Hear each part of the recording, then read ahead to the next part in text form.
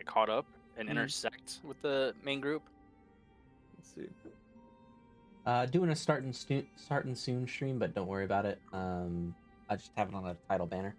Feel free to just keep chatting and stuff while I finish setting up, and then we'll begin in like a minute or two. All right. Yeah, 'cause right now I'm just trying to get the timeline current for you guys, because if the timeline's current, I can have y'all intersect between the two parties and like no problem. Like Wheels is already showing up for the main group, as you see with Icarus.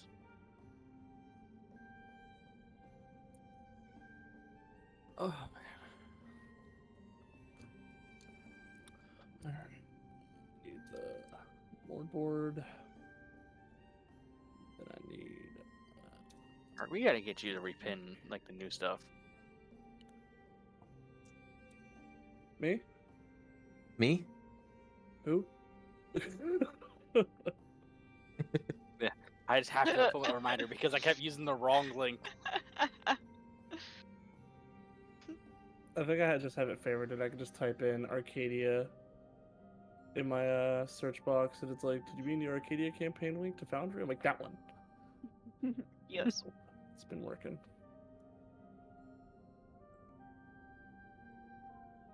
What up, Quag? Hey, Quagmire.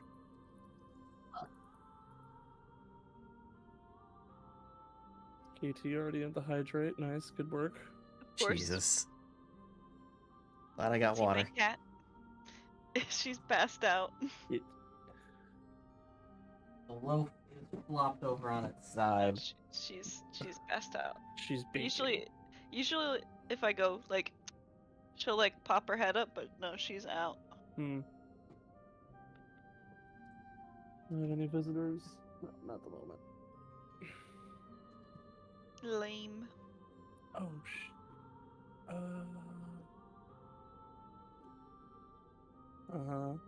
forgot. Forgot things. Forgot stuff. Boom and boom. Alright. And then we prep today's page. 72, yeah? Yep, 72. Where the wind blows.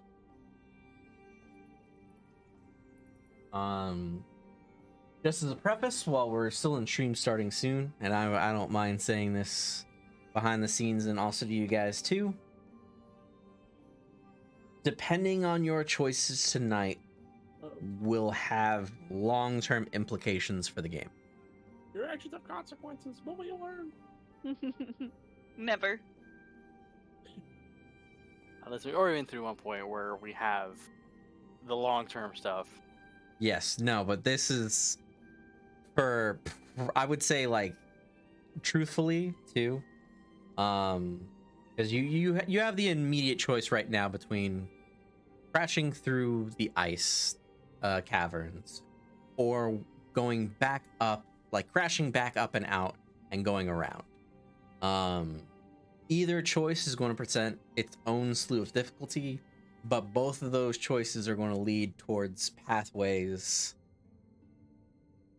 down what I have in mind for the rest of the story going forward. And I mean, like, overarching story, not just individual character stories. I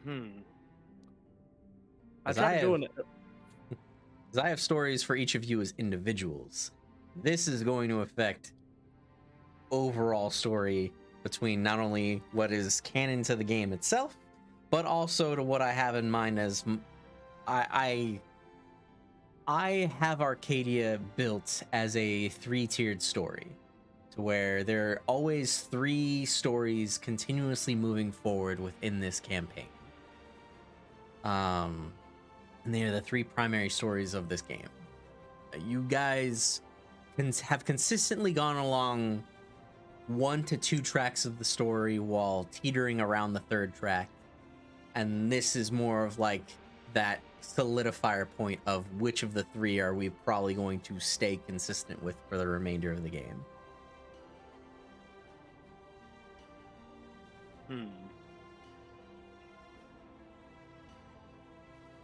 Where I will probably not focus on the other two stories, depending on which one that you pick.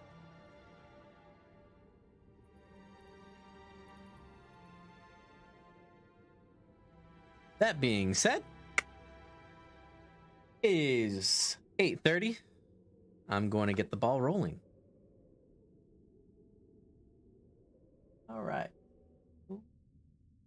Yep. There we go. Hello, everybody. Welcome to the Arcadian campaign. Let me hydrate here real quick. There we go. There's the hydration. I'm your host, Heroes Legacy. Joined by my lovely cast and crew for once again the Arcadian campaign, a Fate Core systemed game set in the world of Skies of Arcadia, a cult classic fan game for the Sega Dreamcast as well as for the remake or kind of update of it for the GameCube. A world set in a Victorian era of sky piracy, mystery abound, and different moons that herald magic of all different shapes and sizes. My lovely cast and crew has embarked on a mission for the past, what has it been, 3 years now? Almost. It's crazy that we've been playing this game longer in real life and it's happened in campaign. Well, isn't that how it always goes? By a wide margin, yeah. By a wide margin. It's only been like at most half a year to 8 months, I would say it's been in game. Jesus. Our cast and crew has sired a ship, explored different reaches of Arcadia itself, from Nasrad to Ixa, to the plains of Ixa, to the deserts of Nasrad, to currently the Glacian temples of ice. And still many more journeys further still to be had, as two of our characters have, well, I would say one character has had a lot of family reunions where the other has just now reunited with their father. There's still a lot of mystery to be had going forward. There's still a lot of questions that need answered. Different plot hooks abound, as well as personal goals for not only my crew, but for me as a player telling this story too. I'm honestly going to take a moment to peel back things. Normally I'll kick it off to throwing it to my players and giving introductions, but real quick I want to say thank you for everybody who's watched. Thank you for my players, especially for going on this journey. Tonight's episode for me is going to be the halfway point. There's still story to be had for certain characters and certain individuals. There's a lot I still have to build up for Rost, Lisha, and also the return of Gareth. Also, the other half of Delsey's story that we are currently working toward. Not going to lie, this is the second game I've ever run. And this is the first successful, long-standing game I've ever run. I am nervous as fuck. I am excited to continue the stories that we've adventured on, to continue the memories that we've been making as friends and as player and GM, the growth that we've shared between everyone on this stream. I enjoyed a lot. And now it's a moment to go forward, to see what the hell comes next. So with that said, let's kick it off to our cast and crew. Starting off with Mordecai. We love you, Merc. I wasn't prepared to be emotionally compromised yet. I am Dylan. I play Mordecai, Sundered Spear from the Seer, son of a Sands, Shepherd of the Tarks, and Big fan of curry. I'm just now eating. It's 8:39 in Florida right now, so. Yeah.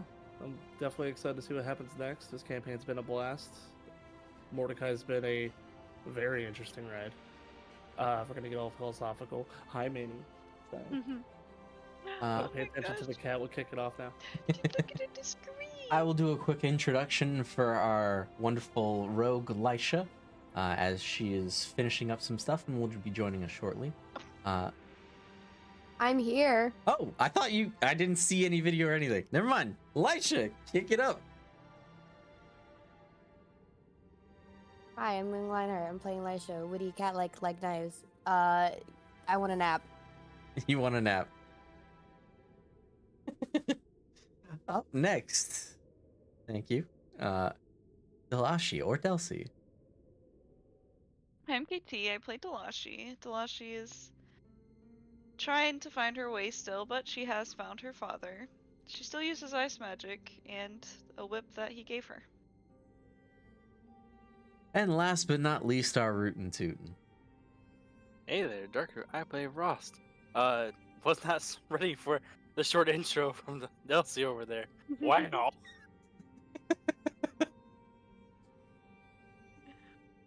Our cast and crew, or last we left them,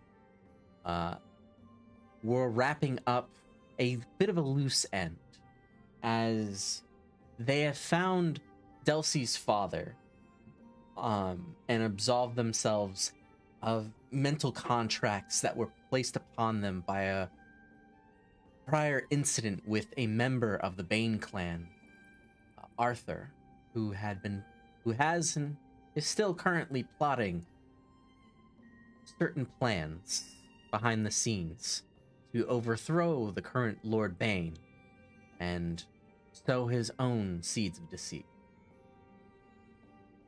Our crew did away with the contracts placed upon them thanks to the help of Alred Barlow.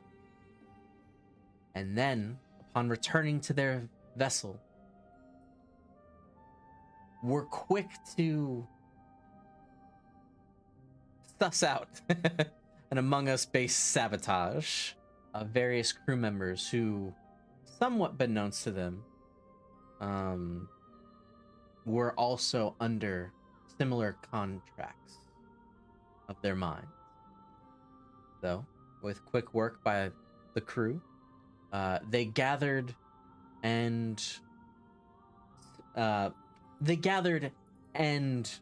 recovered all of their mindsets with the help of Delcy and Alred, healing them, although after injuring a few of them and making sure they didn't do any further damage to the ship or further unfortunate mishap or plans. They have reclaimed their crew. They have reclaimed their minds. And now, all that's left is to reclaim their path going forward. After a quick rally of the crew, everyone is at the ready. Everyone has two choices to make tonight. Whether you decide to risk an incursion topside of the icy, cavernous safety that you're currently in to restructure, resettle yourself, and find the clear path to the hangar below the continent that houses the mysterious creature known as a Gigas, but particularly the Purple Moon Gigas, Rocknom, a large purple arc whale that has traversed the skies and made this land its home. Or to continue through, ramming your way into the caverns of ice and see if there is a different way that you can blast yourself through, much like you've done so in previous ventures, to get either towards your destination, somewhere new, or perhaps another safe haven.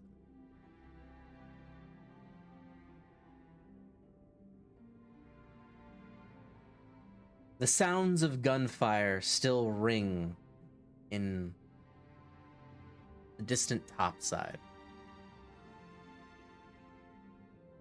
Small little bits here and there that cascade every so often. A shot here, a shot there.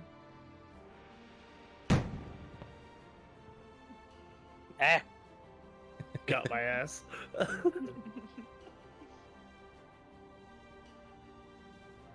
There's nothing for immediate danger, so the choice is yours to proceed when and how.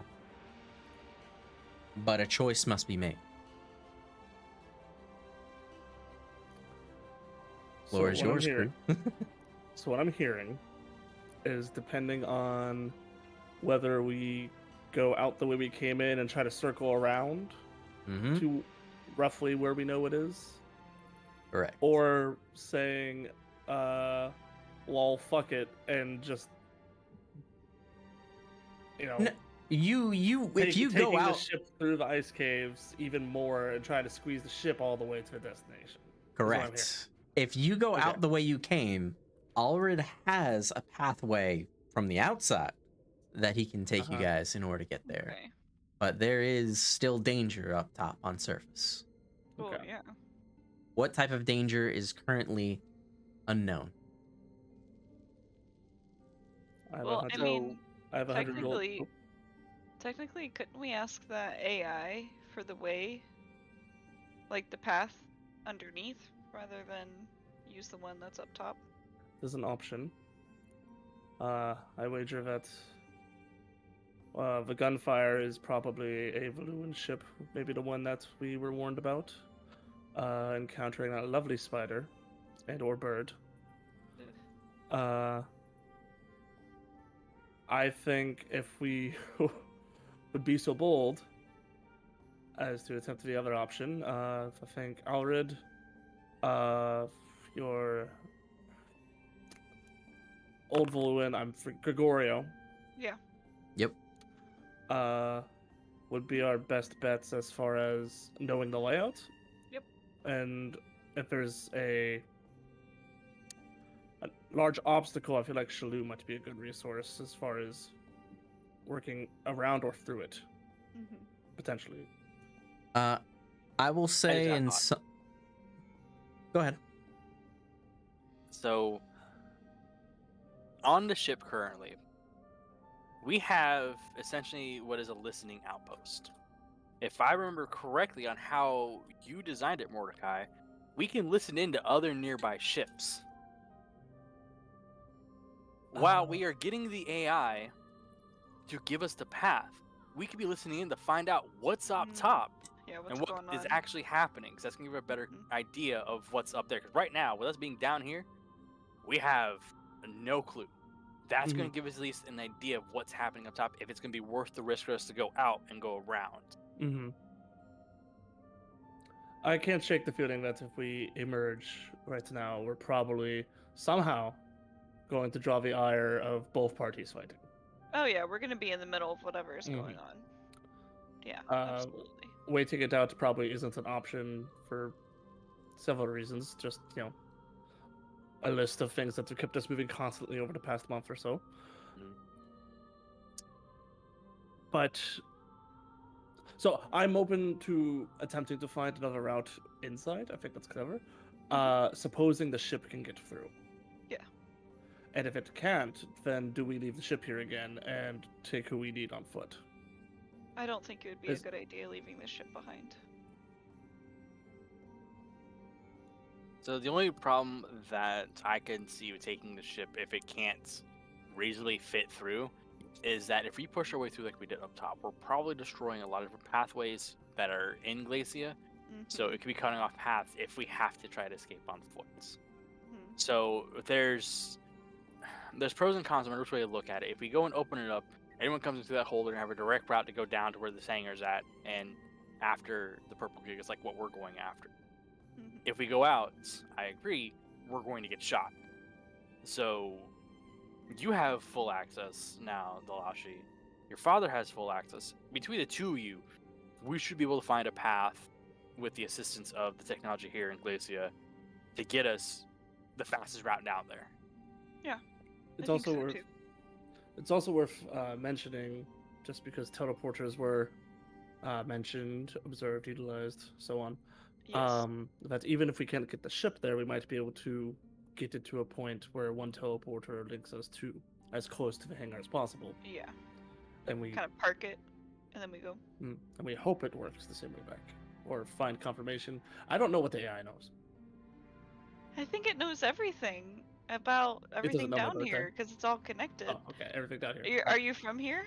I was just finding a flaw in the logic, but I didn't let you finish your sentence. That is on me.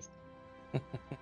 Worst case, if we have to fight, we have plenty of firepower. I mean, between Delashi's magic and Elisha's mystical stand flame thing, Your if, cannons. Not to mention Yep, Barrel's and- guns. and Barrel's guns. Can't forget about Barrel. Do you, before we start to try to find this path, do you want to like use the radio and see if you can figure out what's going on? Well, let's go on down to the listening post, see if we can listen in any sort of communications up top. We won't fight over it this time, I guess. Please. The only thing I can promise is that I'm not gonna call the same ship like I did last time. So Don't make that mistake again. So I finally found it in my notes. Tillin speaking. So successfully worked with Alex to repurpose it to intercept Voluin comms. It can intercept comms up to 3 times a day, and we have the DM roll for chance. Is what's on my sheet of paper. Correct.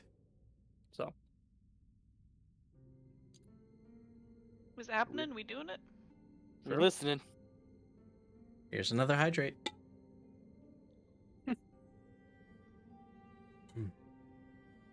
Running on down to the listening post. All right. So roll me that D100. I'm on it. It's 3 D100s per day, correct? yes, sorry. Correct. What you I'll got roll the planned on first one. I'm stream, feeling lucky. then? Are you actively playing right now, Mark? I'm showcasing footage from the Lands of Ice. Oh, okay. I was like, this man. That'd be funny. I got a 30, buddy. What does that get me? Let's see. It gets you this. Hang on a second. We've been trying to reach you about your ship's extended warranty. I knew it was gonna be that. I think Classic. I think that's Ryder's next. Oh shit, we're caught gag. Oh my god, absolutely. That's his shit. God. I loved like he devolved just speaking in emojis and everybody was like, "What? What are you saying? What?" He's got a virus. And then I was just like, just this is what he does. Just leave it. Just ignore him. Test. Oh. Oh. Oh, Megatron, I have found the Allspark. I repeat, I have found the Allspark. Privateer's vessel. Encroaching around Southern Cross. Come in, command.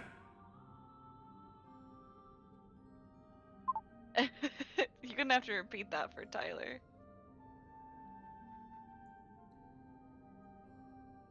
Privateer's vessel approaching Southern Cross. Come in, command.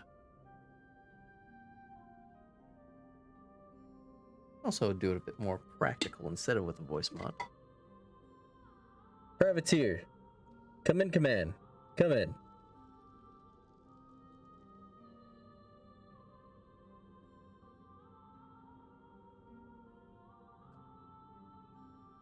Is the voice similar to the AI's voice? It's not similar to AI's voice. It sounds more like someone is using more of a headset, like a radio headset built in, but it's also contained within a helmet. Hmm. So it seems very prototypey. Don't worry, I speak Buckethead. I've listened to enough of this. And they don't have a obvious accent or anything? Does not sound like an accent. Does it just sound like a Valuan comm transmission that Mordecai's heard in the past? Roll me lore.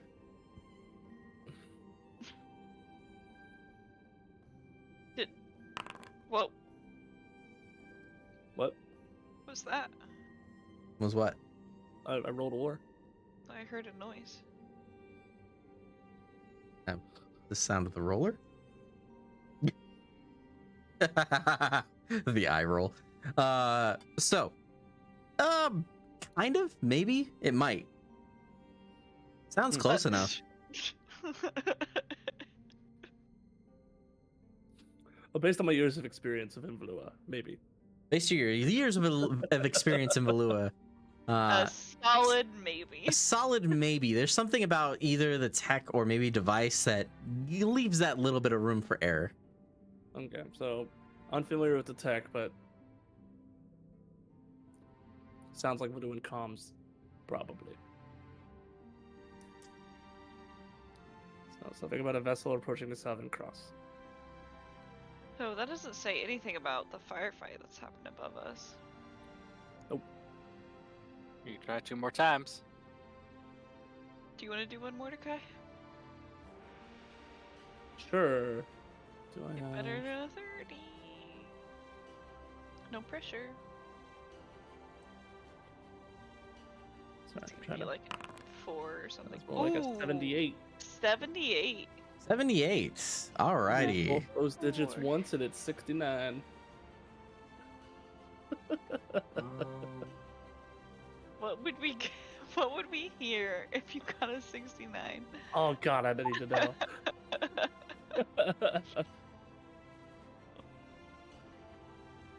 Test. No. Chipmunk. Test. Hello. Oh, there we go. Mm. Excuse me, sir. It seems to me that we are encroaching upon another vessel, Valuan in nature. Hailing main fleet. Sir, please respond. Dakuya, please respond.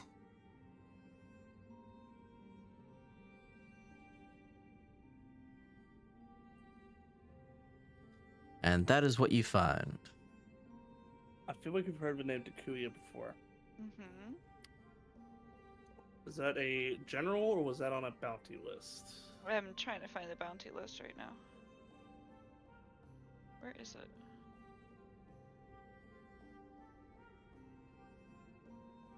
Here, Mark, throw me a bone real quick before we go. Like, you even notes. Like, All right. do we It is on the recognize bounty. a It is on the bounty Yes, list. number 2. Number 2. Dakuya the Wealthy. Dakuya the Wealthy. He's worth 20,000. Add an extra 0 to that because he's the bounty that's under Lord Bane. Oh. 200,000? Yeah, Didn't you have this put in wrong? I do. Because that was Okay. ripped from the game directly. Okay. So 200,000. He's number 2 on the list. Bane is the first.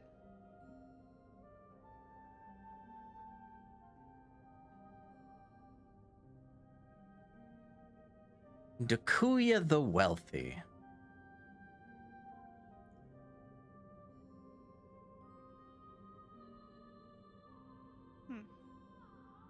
Alright, so we could potentially figure out from that the Valuans might be tangling with the Kuya's fleet. I think so. That's the first time we're encountering him, right? Yes, that is correct. I say, let them duke it out. They're all after what we're going after. They can keep each other busy, and we Let can them find our fight. own path.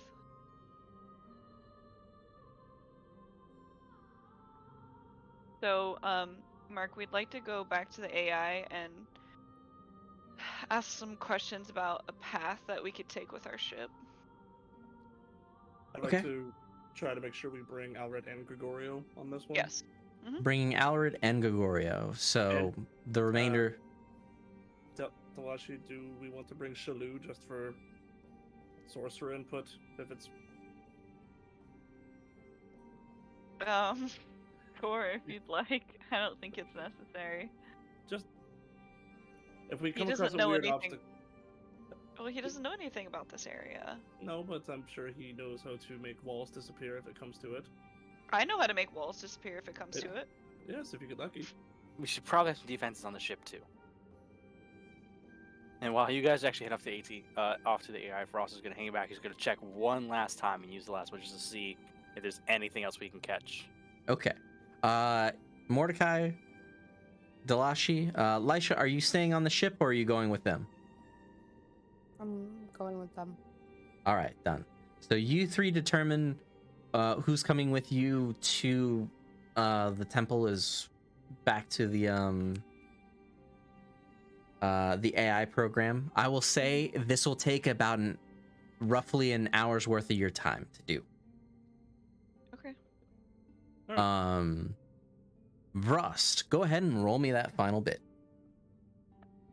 Well, the three of you decide. Oh, 60. Decide on what? Decide on, like, are you bringing Shalou? You bring Gregorio? No. Bringing... Gregorio and Alred. I don't think we're being Shalou.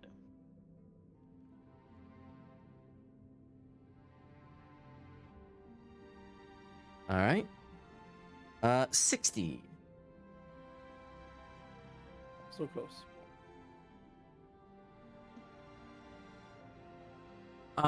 You hear over the radio, Vrost, that it is just an incoming transmission from just an exploratory party from the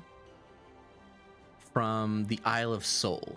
It is an exploratory party of researchers who are just kind of hailing on all channels. This way, they're giving a description of their ship. Since they hear cannon fire in the area, just making sure that they are considered neutral party and steered clear of, hopefully. Why the fuck are all of these people suddenly exploring the same thing we are? Well, They just showed up out of nowhere. I was gonna say, I'm not trying to be too much of a stick in the mud, but I think the radio is tuned specifically to Voluin comms. Mm-hmm. Okay. Blue's got too many time on the hand. They need to go somewhere. Sorry, that's my cat trying to be fat and eat my dinner. And to just be upfront with the explanation, one is a Voluin research team. The other is, again, part of the main group of Valua that is there. And Dakuya, the wealthy, has stolen plenty of research. That's what I figured. And Or I thought technology. maybe like, oh, a lot of the Valuan technology has been sold and bought and stuff on the black market. Yeah, I'm thinking that Dakuya pulled some shit in the area and Valua's not too happy about it. It's probably why they're fighting. Mm-hmm. Probably. Would you Alright. like to give me a lore check? Absolutely, I'll give you a lore check. All right. I'll lore check you so hard, bud. Is this my right sheet? You're like, wait a second. It's not as good as I thought it was. No, just the points were different on that one. Like going off the token, I'm like, wait a second. Lore check. You can click on the token and it gives you a sheet? Is that your final roll? How do you... Oh. So I am actually going to burn a total of 3 fate points on this. Which so aspects? It's going to be locked and loaded, part of ship, part of the crew, and fires of revenge are the 3 that I'm burning. And this Part will of the give ship, you, part of the crew. How are you spinning the other 2 for this roll? So we're talking about fires of revenge and locked and loaded. Yes. How do those work on gaining advantage or gaining fate towards a role for Dakuya the Wealthy?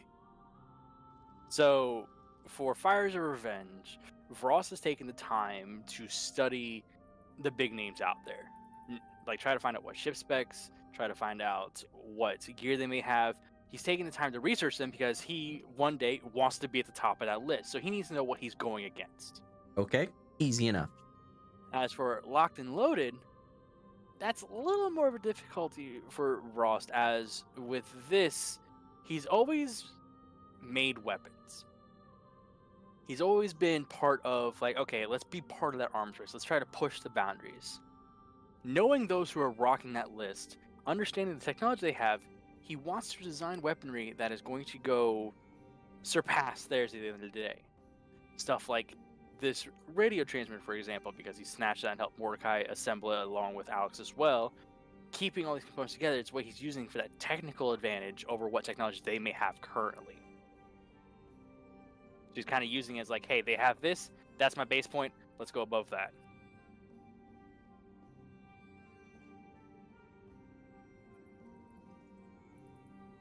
I will give it to you this time. That was a good of enough stretch. I was going to say that that still sounded a bit too much like the Fires of Revenge, but I'll give it to you with that extra explanation there at the end. So with all three, that brings the total roll up to an 8. So I will let you know 4 different things about Dakuya the Wealthy, as each of those was a success of 2. So Dakuya the Wealthy, his territory that he has made is actually the upper lands of Glacia. So among the pirates, he has been known to frequent the lands of Glacia as kind of like his zone, or where he keeps his things. It has not been known that he goes to the continent itself, but he has skyships kind of in place in the upper atmosphere in order to just kind of keep like a sky base of sorts. Much like you saw the skyport over in the lands of Nasir, he very much has something like that as well. Second piece of information that you find out, he is of course Yafutoman. His strengths not only rely in himself being a formidable fighter, but he has technology that he has built, as well as the wealth to hire a slew of different mercenaries and pirates to his aid. Third piece of information, in terms of Blue Moonstone, he has cornered a healthy market of Blue Moonstone for himself, his crew, and beyond the spells that most people know for the Blue Moonstone, it is something that he has mastered. So he has spells that not many people have even heard of for the Blue Moon, or that very much even live to tell about it. The fourth and final piece of information is, along with the kind of stories that you've heard and even piecing together information that you've been here with, the kind of birds as well as the flying spider that's around, something that he has in his possession has deterred larger sky beasts. Because there are other sky beasts that are in different nations. Some that you kind of loosely heard about. The giant birds that are over here, you've heard those being actually prominent in the Ixa regions. However, something that Dakuya has on his own person kind of guides or keeps them at bay. So whether some have even I would say, speculated that he has used this to kind of lead people into traps, and once the wreckage is there, he has scavenged ships in the aftermath.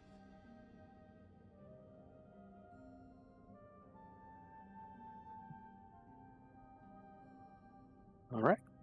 Good to know. Time to go catch up to the party where the AI's at. There you go. The rest of the party, I need one of you to roll me lore with advantage. Choose 2 people.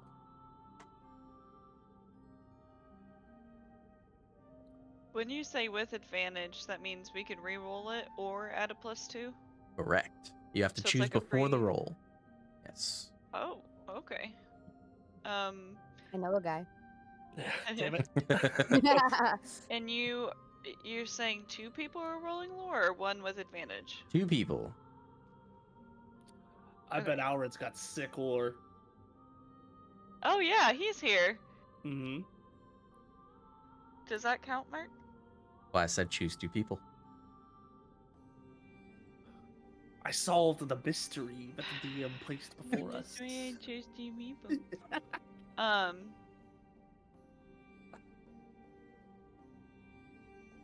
Alred, and then what is your lore?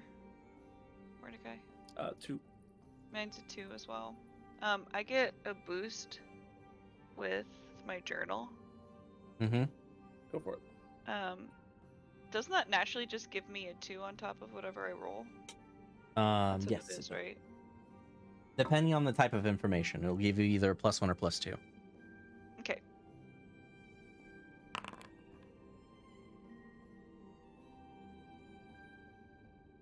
Is Alred gonna roll?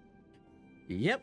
But before that, I need someone to choose whether it's going to be with a reroll or with a +2 on the roll. Oh, we'll just do a +2. All right.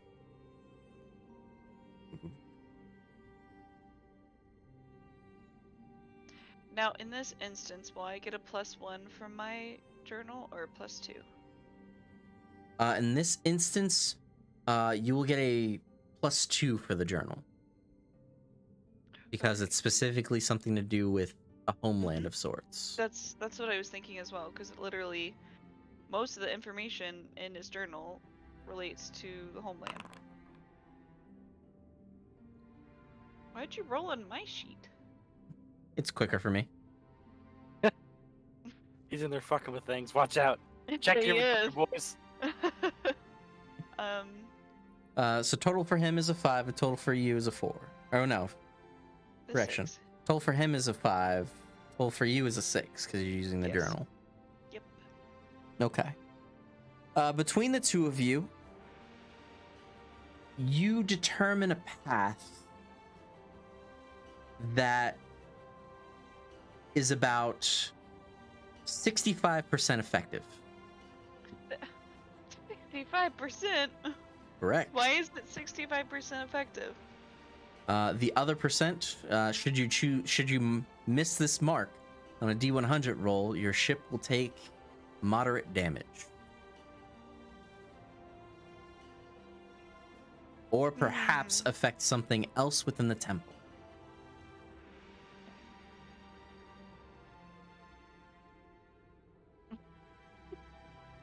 Based on the rolls that are here.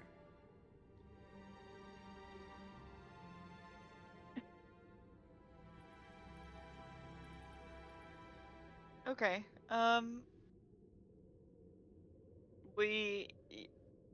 You guys want to take the 65% and continue on?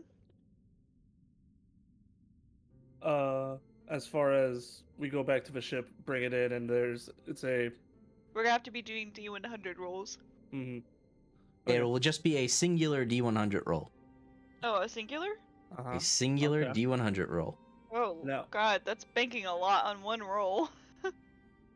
Okay.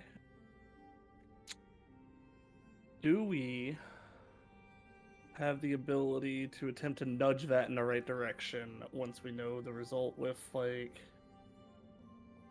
I don't know, like trying to have a very hot source near like the front of a ship to try to melt our way through some of the ice that might be blocking, that might otherwise harm it, or other shit I'm going to pull out of my ass as it becomes relevant.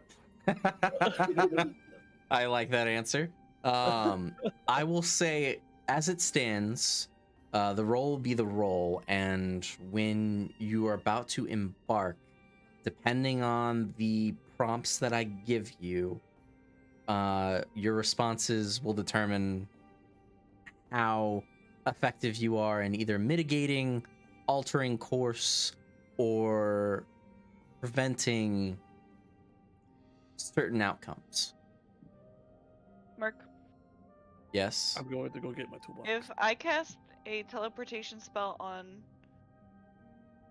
the ship, Yes. how strongly can I cast a teleportation spell? You can cast it for an individual.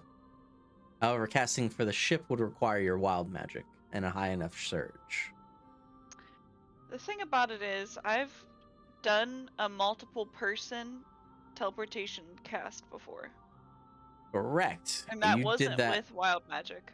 It was still with a chosen roll for the wild magic because that was more of a boon that you had at the time. Okay. So I remember what that was specifically for, and we used that to get you technically out of the Nasirian temple. Yeah, don't even get me started with that. Okay, just a quick question. Not a problem. Unfortunately, even with the boon, it would be almost a bit much for your ship in full. Mostly because to cast something of that size and nature is going to require more than just the singular source for Moonstone.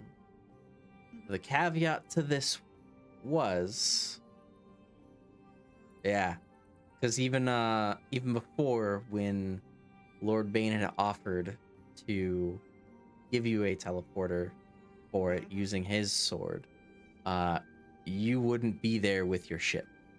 You would be there just with your group, and it was more of a, hey, once you get there, try to figure a way back. Presumably keeping in mind that your father would already have a ship, and it would be a different type of journey to escape and come back. Mm-hmm. One more quick question. Go ahead.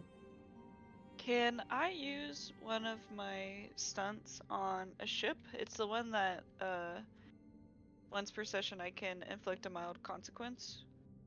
Could that also apply to a ship? If you had a different variation of the magic cannon you have, it could. But the current magic cannon that you have... I have to use a magic cannon? Correct. Because you're supplying it with your abilities and your improved stunts. Because the way that I'm going to rule it is, since you are affecting... Let's say it's affecting a creature size bigger. Think of it almost in D&D terms. It'd be trying to use hold person to hold a dragon. You need a bigger variation of the spell or a conduit to allow you to do a bigger variation. Okay. It more sounds like you're putting a limitation to it, because if you let me do it, it'll be broken. But yeah, because then what's to stop you from using it on a Gigas? What's to stop you from using it on, like, a whole fleet of ships? Technically, I should be able to use it on a Gigas anyway, if it's an enemy. For a consequence. It's not specified in my stunt. It just says it is specified to your weight class. On an enemy.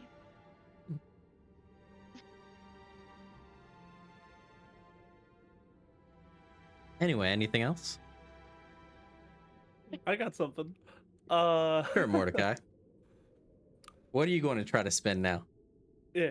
So with the quill, Yes. As I'm thinking on our way back. Oh, I love the way he said yes. Is the regret of giving me that. Oh, not at all, friend. Not at all. Could I potentially inscribe the word warm on something and get it to heat up? Instead of, like, scribble explosion magic. Oh, it's the rune trap spell from Skyrim. More so it would still be the trap. You can work So I'd be towards lighting the ship of explosives. Got it. Yeah. Okay. Unfortunately, it would require a different enchantment placed upon that to do that. Okay. That is So use something a that you different could work towards, but currently, with the Quill's current enchantment, it would not work for that design purpose. All right. So, sounds like our options are go throw ourselves in the middle of a fight that we didn't pick, or potentially jackknife the paddle along under a glacier. Which brings me to my point. Thank you, well-placed cannon sounds. If we go with the potential jackknife option, there are preparations. I'm talking. There are certain preparations we could make, such as setting the magic cannons we do have to red magic and attempting to say soften up. That sounds very close for something that is up in the sky and we are under a glacier. I am just saying. Anyway, Just hear it more muffled. Sure. Yeah. My point is, we could set our magic cannons that we do have to solar red magic, and we can just perpetually fire them ahead at any obstacle that we think might be too tight, or a turn that might be too much of a hairpin, so to speak. It's a thought. We also have a defensive oil we could use on the ship, I believe. Yeah, we have one defensive wax coating, of which Tillin forgets exactly what that does, but I know it's some kind of buffer against damage.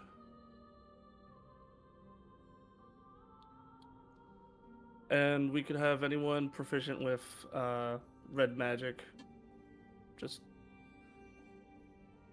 posted around the ship at points where it might get stuck. Okay, quick question. That spell we learned from your dad. Mm-hmm. Could we use that? Yes. Mm-hmm. Could we use that? Make a copy of the cannon. And that copy of the cannon, I can channel my magic through. I think we've had this. We have already had this conversation. It copies the physical element of the cannon. It does not copy its properties. Okay, so that I So your could base... still do it then. No, it would just be a regular cannon. It wouldn't be a magic cannon anymore. You would copy the physical version of the cannon itself, and you could load it with gunpowder and fire something from its barrel. However, it makes a physical copy, but the physical copy is made out of magic. So to put Mark's thing in perspective, because this is a conversation we've had. That's my point. If I were to misculture my spear, it would be the shape of my spear, but it wouldn't have the red or yellow enchantments on it. Okay, but we're also that spell, isn't it red magic? It is red magic, so it would hit for fire, but you wouldn't be able to cast fire through it. Is my understanding. That. But that's also a spear. That's not a cannon. Yeah. The same element would apply here. My understanding of the magic cannons is that they're regular cannons enchanted to channel magic. Is that correct? So if this culture can't copy the enchantment, it can't copy that aspect of it. So could if you shot it at one point copy an enchantment if the spell is strong enough? Unfortunately, the way Nescultro works, doesn't work on that property. What you're trying to do is basically a 404 error. Literally, imagine a cannon, and you have it made of crystal, and that crystal is allowing you to channel electricity or water or an element through the crystal itself embedded in the cannon. You are basically making a physical copy of the cannon, almost like you're 3D printing the same exact thing. It just doesn't have any parts in it that are conduits or activators or anything outside of its physical mold. Question. Yes. The enchantment is magic. Is it possible to learn that enchantment to cast on other items in the future? Depending on not only crafts, it would be a triple roll. It'd be between crafts, lore, as well as resources. But it's possible, though. It is You know what- possible, but it is a Oh, high you really roll good. on all Jackson, three. draw this, boys. Yeah, I was about to say, you know who would be a really good resource for that? The guy who sold us the cannons, who is currently on our ship. You think he made the cannon? No, he knows where to get more. That's all we need is the source. Yeah, so he can help you get more cannons. Put us in touch with the guy. You might know a guy. Motherfucker, I was just about to say that.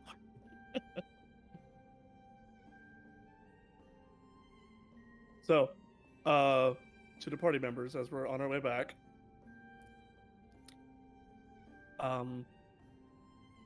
So what is everyone leaning toward as far as options? I'd say we take our chance and follow this sort of path we Mhm. figured out. I don't think it's a good idea for us to go back up. We have some kind of idea now after like tuning into the radio signals, but it's still not great. We're gonna end up getting caught in the firefight, you know. Oh, side question to the DM. So, original purpose for AI was to get a path for the Powlong to snake its way through, but we also mentioned looking for potential like teleport access close. Did we find anything close to that? Teleport access to go on foot, correct?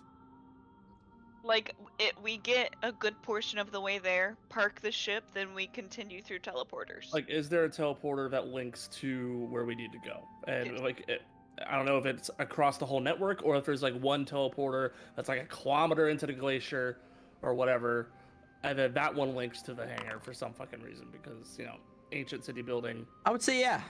Yeah. There's a portion of the way that you could go. Is that way easier? I would than say power it driving the ship all the way increases through? it increases your chances by an extra 10%. Okay, so we'd be at 75%. That's a C. 75%. These get degrees.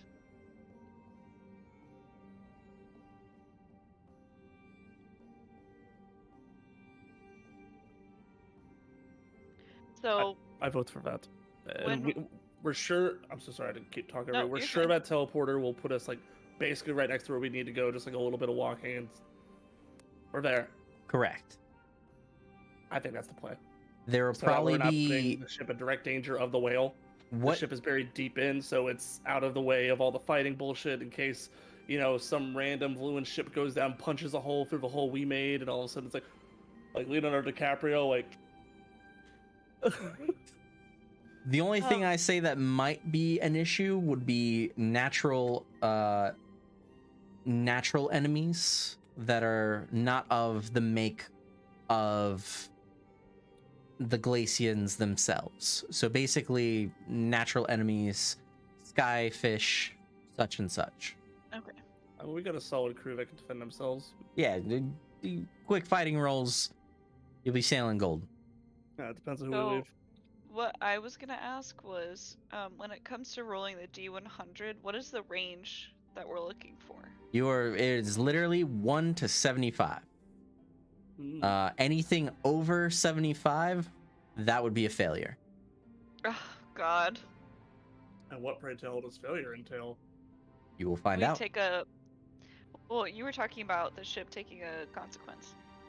Correct. You will find out. I'll go get my toolkit.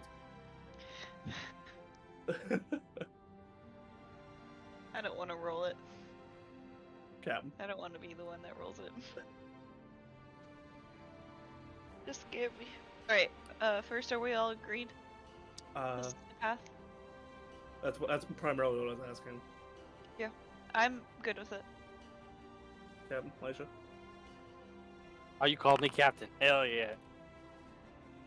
I've called you Captain before. Twice. Yeah.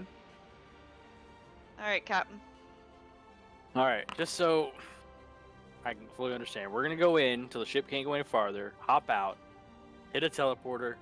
On the way through, hit the gritty while we're at it. Bam, right there in the hangar.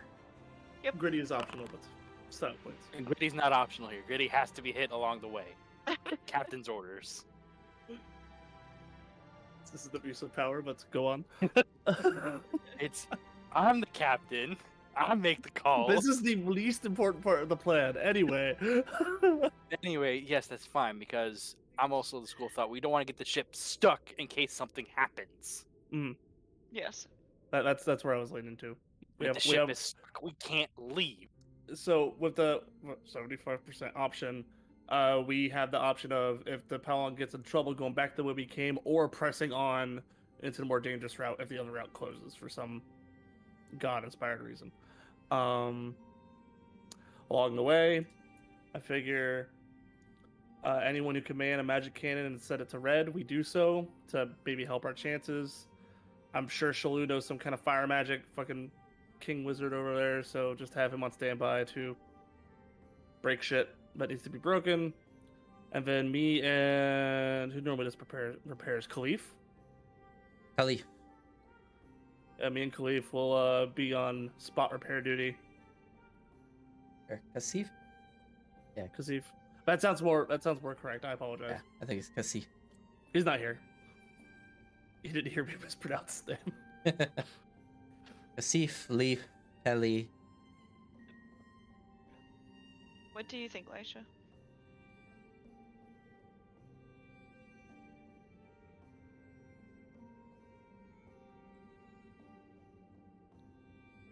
Bucket. Bucket indeed. All right. All right. Let's So, go for it then. who's going to be rolling the D100? Who's Is there driving? anything else we can stack in our favor right now before we do this?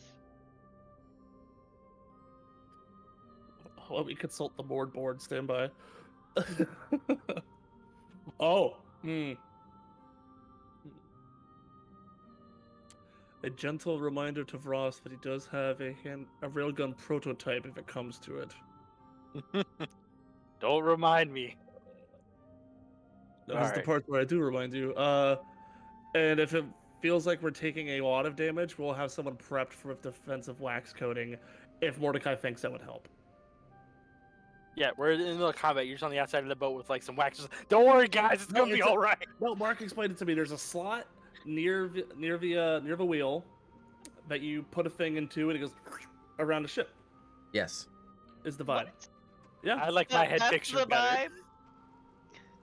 It's So- been My a head I like long your picture time. better too, where we're just like kind of sitting there. And Mordecai's like, "I got this. I can do this."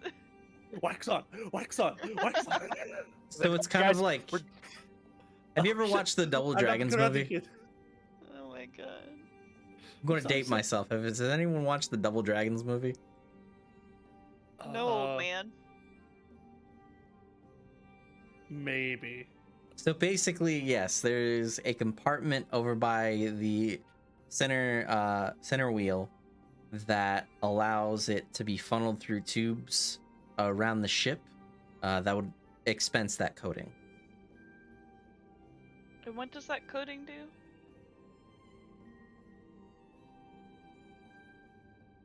Mark.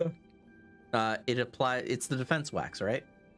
Mm-hmm. It basically applies a protective lacquer around the whole of the ship. Basically, like, it'd be not much different. Kind of in game, it's no different than an Increm spell, but defensively for your ship. Okay, and if that is applied to the ship before we do this, say we roll in that percentage that fails, can that help lower whatever consequence or whatever thing that's going to happen? I will be upfront with you. It will not.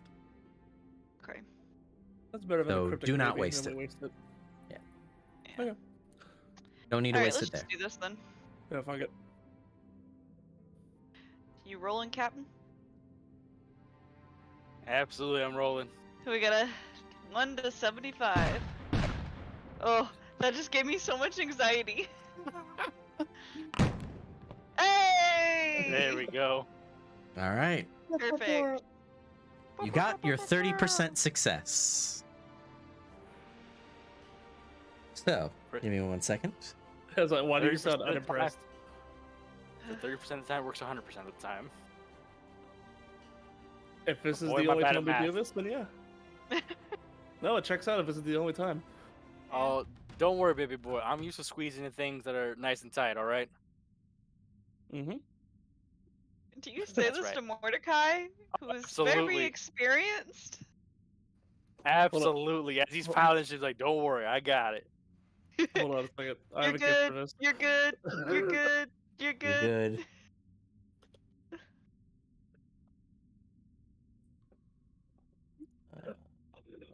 Frost and Mordecai at that joke. That Oh shenanigan. my god. There we go. This music. Correct. There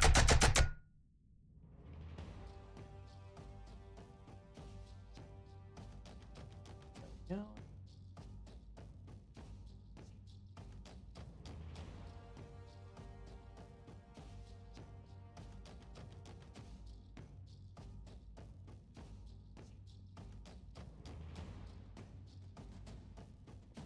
All right. So, you all rush back, embark on the ship. Again, you hear more sounds of fire going up top, ship after ship. There's some other various noises that just roll on in. Sounds of magical charge shots being taken up from above. I liked the decision we made. It sounds a lot better, right? Oh, it's super fun. Yeah. More peaceful. Just as you are about to leave, you hear one final noise.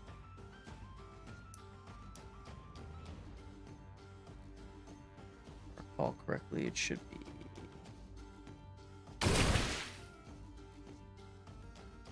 As you hear a shattering of various sounds hit the top, and it almost sounds like millions of shards breaking upon the cavern's surface right above it. As the sound just rains on in of glass breaking over and over and over again. And it's almost the kind of signal point as you immediately gun it down into the cavern, going full speed, as fast and taking every precautionary measure that you can, yelling to each member of the crew to get to their stations. Mordecai, you immediately pull certain levers in order to transform the ship, protecting the mast as well as additional fixtures on the surface as they compartmentalize into its the slipstream form from before, trying to do whatever you can to shrink the amount of collateral damage that the ship could take. Elisha, Leaf, and Vrost, each at your own sections of the ship, making sure that things are tied down, people are accounted for, and any measure of precaution additionally taken. those who are on the non-combative side or more of the support roles for your ship take to the underdeck, to whether they Jax and Adam, although there's avenues that they can help, they're more the fighter or the tinkerer for the other sections. Adam gets to a cannon below deck, seeing if there's anything that he could shoot, fire off. Jax goes and makes sure to man the engines alongside and checking on the undying shade. Ervas also going down with him to, one, find a nice safe spot, but also maintain different mechanized portions of the underbelly of the ship. Zerolus marvels at a bit of the chaos, takes a swig, and then after a sudden sharp look at him from Mordecai, says, "Oh shit, yeah, I should probably actually help."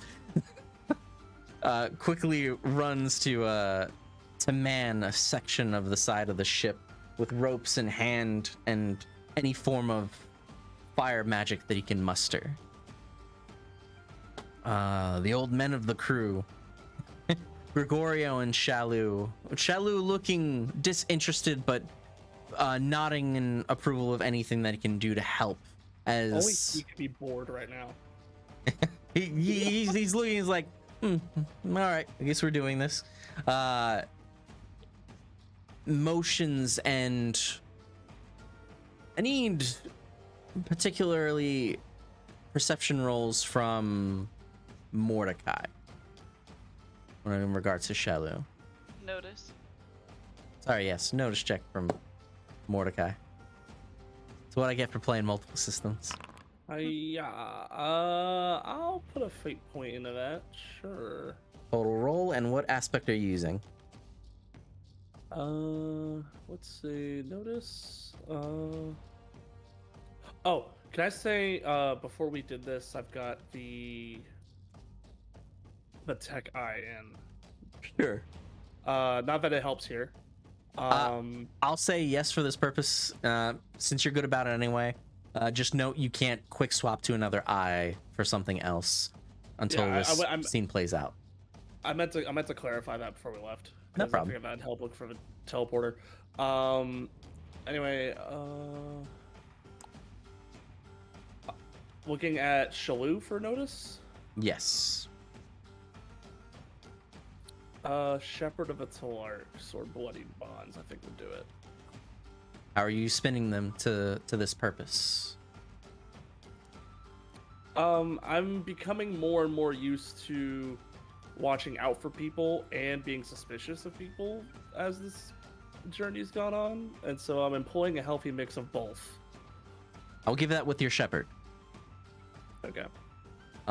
With your shepherd bond, pouring that aspect of fate into the wheels that are turning.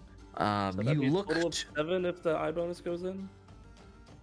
Looking at Shalou, I'm not applying the eye bonus. Okay, 5. Looking at Shalou, you notice one of two things. His magic is more centered and focused around himself when he pours it out. The magic has a distinct altered strength as opposed to when he was in the Forgotten Alcazar. The trade-off of being home field advantage versus not. You do still see him apply well-deft feats of magic as there is more of like a heated wave that comes out in a burst rather than an explosion that he applies with fire magic of the Red Moonstone.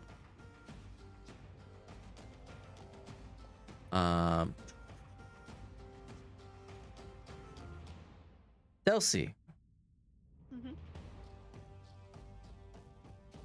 As the ship is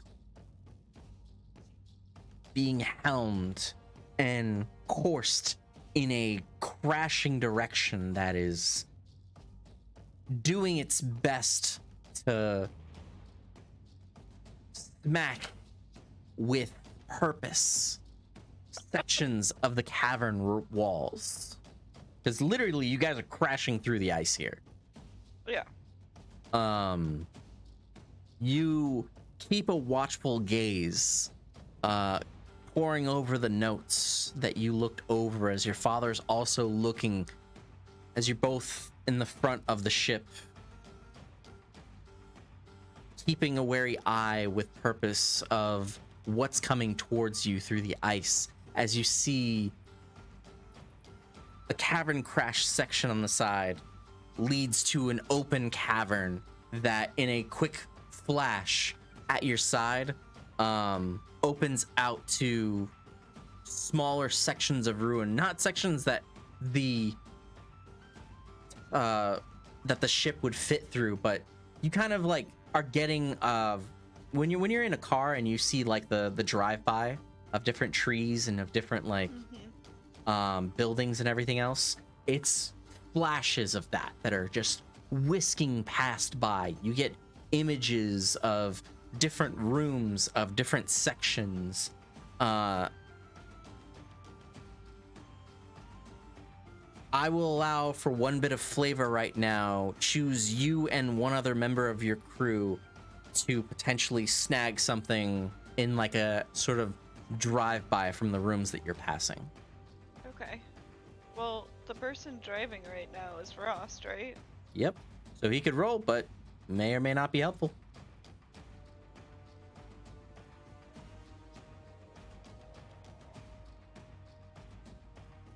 Doesn't Laisha have like eagle eyes? I'm about to say, if anyone, that's what I'd vote Yeah. for. Yeah. Have your cat-like burglar over here steal some shit. Yeah. Let's go with Laisha. All right. You immediately eke to call out as certain things are whizzing by. This will be a high roll from both of you. From Delcy, I need you to do a notice check, and for Laisha, I need you to do either a burglary, athletics. Yeah, burglary or athletics. Rolls from those. I'm gonna use cat-like and add a +2. All right. Ooh. I'm going to use Impulsive Heart and add a +2. Before you do that. Yeah. So both your rolls right now, with Laisha doing the +2, will be at a total of 5 each. So you both would be at 5. Okay. You can go ahead and add more, but I will say for this roll specific and for certain challenge rolls, I'm just going to say it up front. If you get too far from one another for this combined roll, you could miss out on the item. However, the higher you go, the better the item. Okay. I'll leave it as it is then. All right. So you both get a 5. Give me 1 second.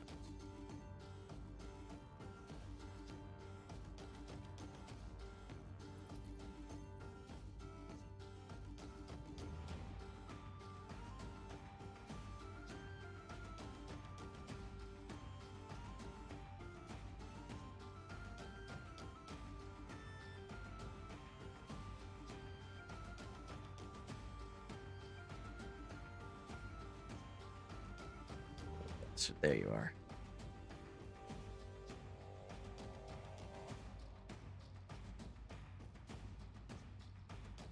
All right, on the 5.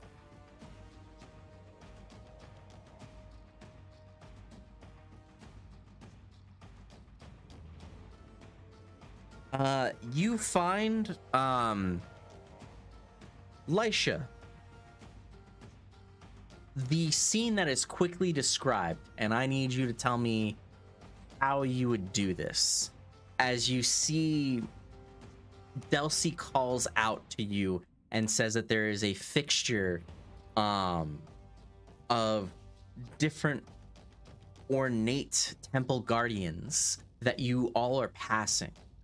Think of it almost kind of like a Shiva with multiple arms, like extending and outreaching, and every time there's an extension or outreach, there's different arcs of snow or frost that kind of covet in veils made of statue stretching outward. And then on one of the hands of the veils, there's something coveted in a stone-like ring.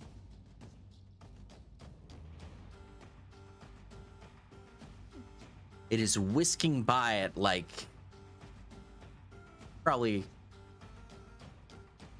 almost 20 miles an hour.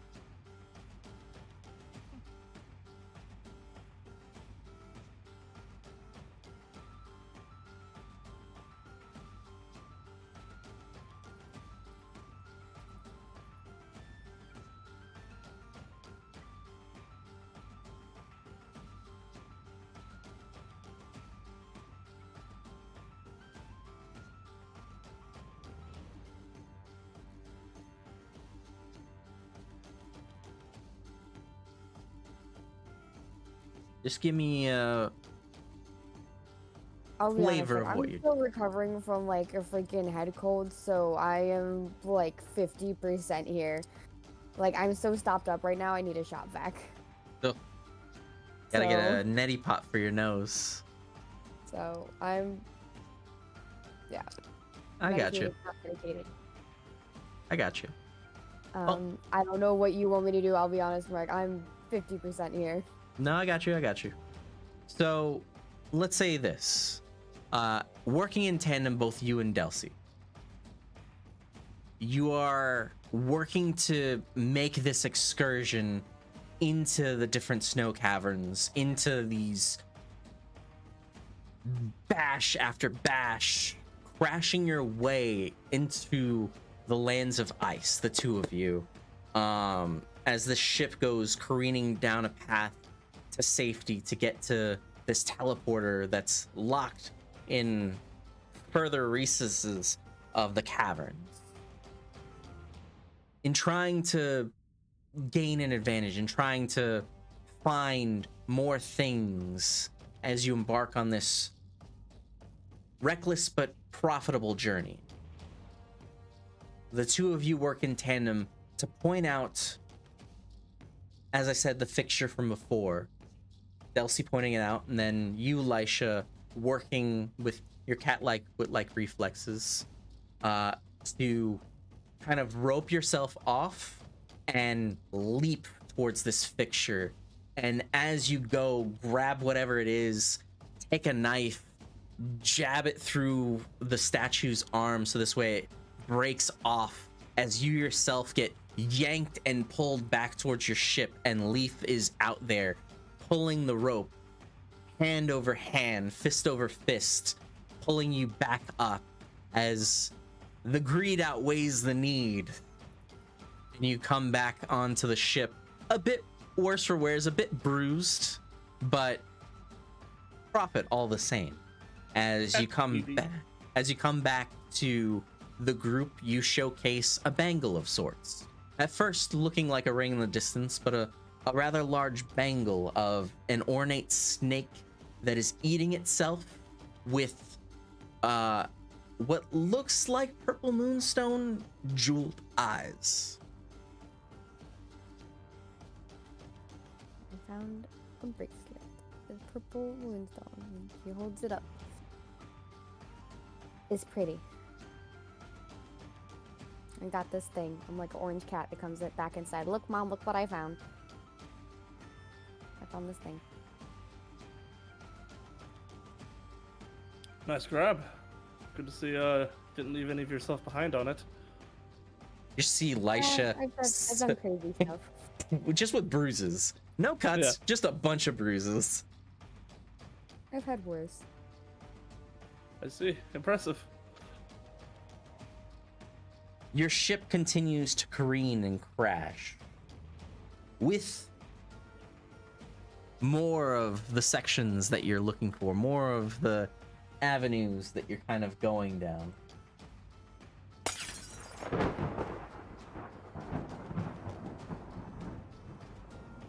There's one more. There we go.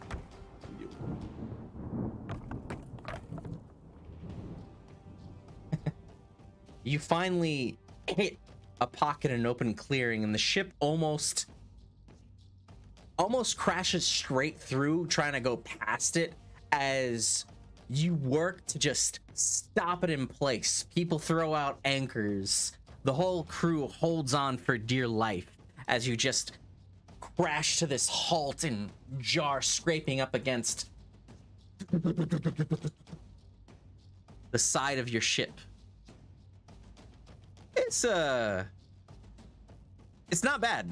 Your ship made it with the mixture of improvements that was done back on the Isle of Sol, as well as very, very, very careful plot coursing. An ending you can walk away from. You have made it to a lower recess, and this lower recess ekes out to what appears to be a semblance of 4 sectional teleporters that you see out before you.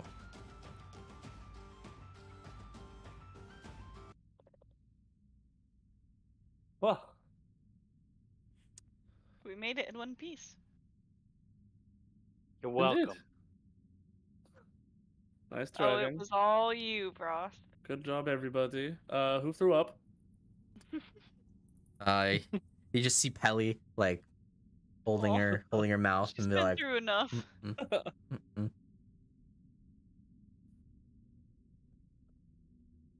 All right. And we know which one of these teleporters works for us. Yeah, actually, Alred points it out specifically as you see that they're the 4 sections that are there.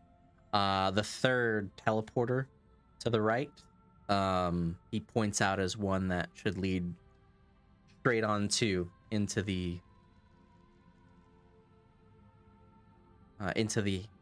Hanger. Glacian's hangar. Okay. All right. So the plan is go through the teleporter and find an arc whale. This is and correct. find a weapon lost within it. Plan is a strong word. The idea is such. Okay. Who are we taking with us? If anybody. Definitely my father. I think Gregorio should stay back. Aside from that, anybody else that you guys would like to take? Barrel would be my suggestion. Just He is a his. creature. Oh, He's and a- Arson. He's a very, very damn good man when it comes to creatures. Knowing that this is an actual whale, he will 100% be needed. Mhm. He told me he could speak whale at one point. I wouldn't be surprised. That would be interesting to hear, though. Bring Arson That sounds more like dog. in case we need healing. Okay. Need healing.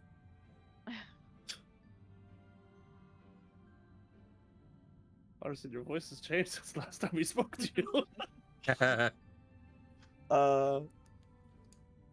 Alright, so 4 of us, Alred, Barrel, and Arson. So Are you giving any duties to those who are remaining on the ship? Well, there needs to be, like, they need to have, like, proper surveillance on the ship because there is going to be things trying to attack them. It's very much the same kind of vibe when we left them topside Mm-hmm. and we were, exploring. They're There's like, a- they need to be vigilant and protect the ship and themselves. There's a bit more to consider, as since you are more in a heart territory here, and depending on how long you take will depend on what actions they might need to take to defend the ship. Gregorio's So- a good pick to stay behind then because he's been here before, yes? Correct. Yep. So he should have an idea what the dangers are. Yes. Shadu is a powerful defensive force.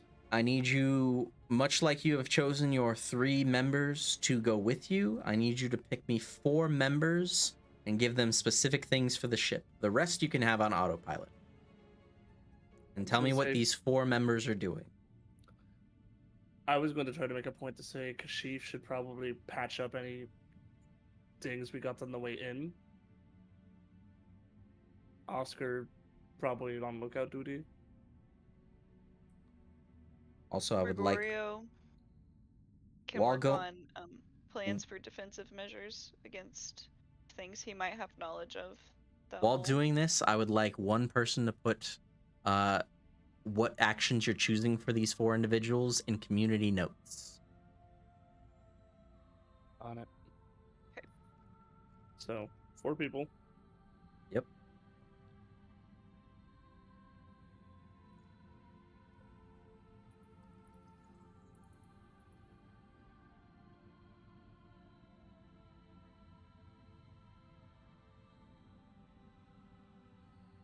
Oh, keep talking. I'm just typing. Okay, so far we have what? Which ones did you list off, Mordecai? I mentioned Kashif repairing and Oscar being on lookout, but that's kind of what they would probably auto default to. Auto, I just want yeah. I just want to make a point. I think so. specifically Gregorio like sharing information and devising like defensive plans, like specific defensive plans for things he would have knowledge of. Ross, who has the deck while you're gone? Usually we have either Leaf or Cerulus. Cerulus is usually the one in command up here on deck that is informing people like, hey, don't forget this, keep an eye out. Leaf is more our top security guy. What about if they get overwhelmed and they can't handle it? Like If that things becomes an are issue. too much, we should instruct Cerulus if the ship is starting to get overwhelmed, retreat to higher ground. We will find our way to you. Like, we should go worst case scenario and build up from there. Mm-hmm. Head back to first dock points. From there, we should be able to reconvene if this falls. There's probably a distinct symbol or sound or something that would alert us to it. Mhm, I think we just have the shortwave radio, really. mhm. Alright, so we have Cerulus in command in our absence with instructions to head back to the first access point if they have to retreat. Gregorio's in charge of kind of prepping everyone for defensive plans and just using knowledge of the area to keep everyone prepared. Leaf, from what I understand, is in security command if push comes to shove and fighting breaks out because he knows the crew better. Leaf is to probably defer to any advice Gregorio has, but when it comes to actually barking shit out, it's Leaf. Mm-hmm. I would say Leaf and Cerulus have pretty much the same job, so you're just choosing one or the other, I would say, for that. Cerulus is my vote, more experienced, and plus he's been kind of like Ross's first mate for a little bit now. Okay. Cerulus for that plan. Okay. You have 2 more left. You could put one on damage control. Like, I know, which one was it? Like, he's probably gonna default to repairing, Hmm. but maybe while they're fighting stuff, he can do damage control.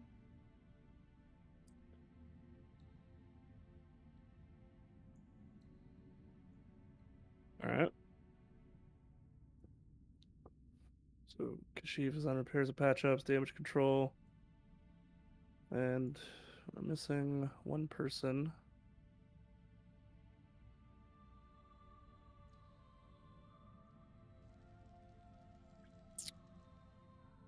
Uh.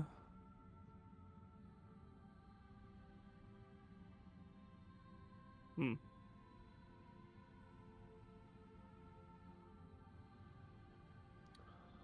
I don't know. We have command. I mean, we could resort back to Oscar just being on the lookout, keeping an extra eye out.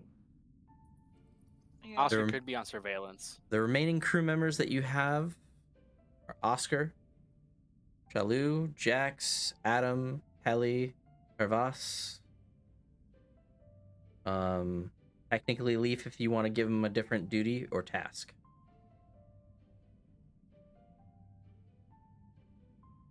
Adam is a damn good shot, if I remember correctly. Mm-hmm. Yeah. Because he competed. Right. Damn good shot at what he does. So, Tillin, run through the list of who we have selected for what already. We have Kashif on repairs, patch ups, damage control, Cyrilus in command with instructions to head back if they have to retreat. Gregorio is in charge of prepping everyone for what he expects might happen. I would say specifically for Kasif, pick either damage or repair. Because if he's trying to repair the ship, he's not trying to man a cannon or anything. Yeah, that's the point. Yeah, damage control and Yeah. it's he's just Okay, rather so more on repair. repairing. repair. he's repairing. Okay, got it. Yeah. Sorry, that whereas was we my can have- misunderstanding. for the last one, we could actually have Adam as kind of like head cannoneer, head weapon master, Mhm. Marksman, something that puts him in more of a damaging role where he can be like, hey, let me put my skills to use. Okay. Yeah, and if they need to man the cannon, he can be like, you go there, you do this, like help So- organize it and get it done quicker. So Adam is in cannon command. Cyrilus is in crew command. Yeah. Cool. Yeah. Okay. Can't think of anything else. So I'd say Adam probably has pick of the litter on who he wants on cannons, and then whoever's not busy with that, Cyrilus has command of the Powong and the rest. Is that your final selection for those four?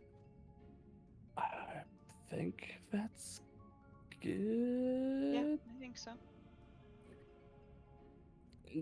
Just otherwise, generally, make sure Oscar knows to keep a good eye out and make sure that if any power flickers are to occur, make sure the shadow doesn't get out of hand.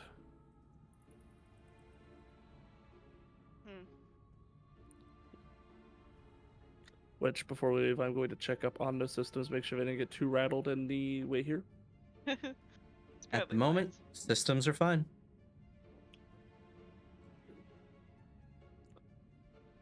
Nobody touch it. I said nobody touch it!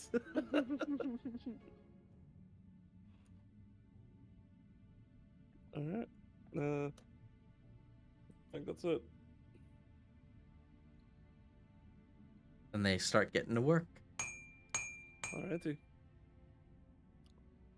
All right, your choices are locked in. Other things and events will be happening as you select your three to go with you. Alrid, Beryl, and Arsene. You seven embark and go through the teleporter. Upon going through the teleporter, you get transported to another pathway. This pathway is not so much pathway. You get transported to a kind of base section where it is I want to say 40-foot long by 20-foot wide kind of central hangar space that leads down on either end a set of stairs, all frozen over, all having different marking textures, old depictions of the previous civilization that lead downward and towards what is now this massive expanse of a cavern that goes on for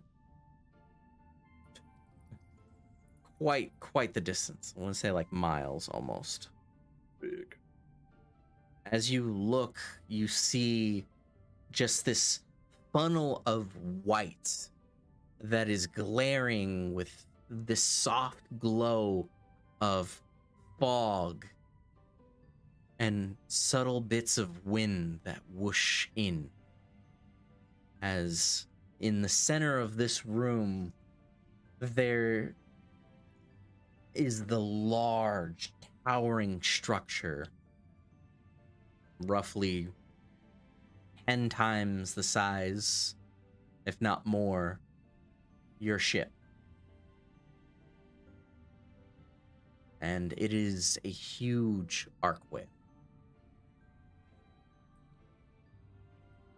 Sitting, or laying, to be better pronounced, on its side, breathing at his resting at attention, and just has these red ocular glowing eyes that are looking about. You see in the space all sorts of ruined by time and disrepair assortment of a graveyard of ships docked here, either caked over with ice or crumbled to rubble and dust.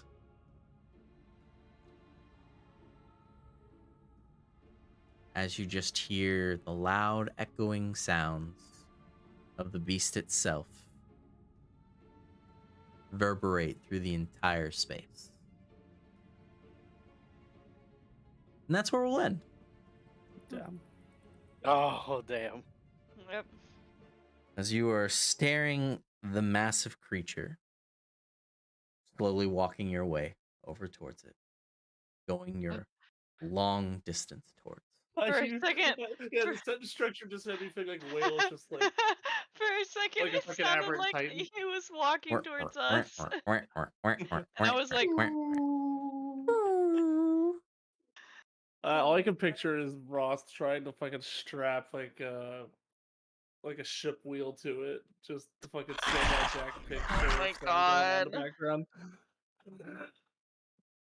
So, because I've played Scars of Arcadia, this moment's a sad moment in the game. It is. It's a It's very a very sad moment of the sad game. moment. why is it Let's get into some Shadows of sad? Colossus.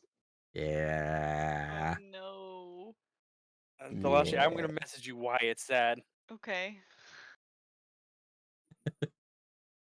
I'll be in the dark. It's fine. Play the game. Oh, okay. You guys are pretty damn far within the game itself.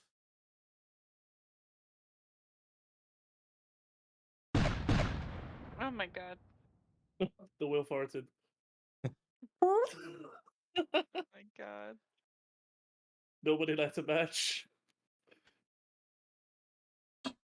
My last hydration of the night. But yeah, something definitely seems off with the whale if it's just kind of like vibing on its side.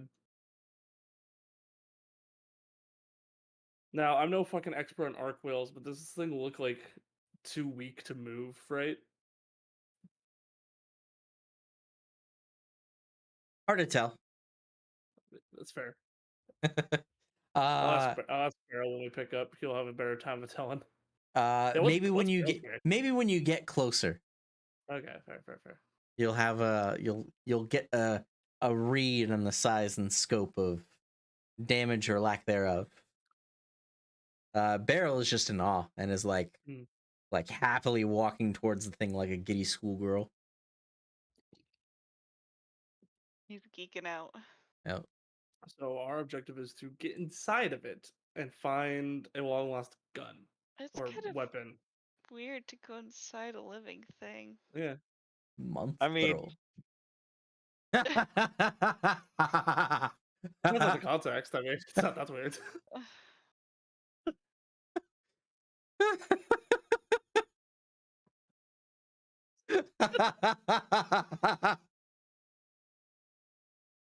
You know, that deserves some cannon fire.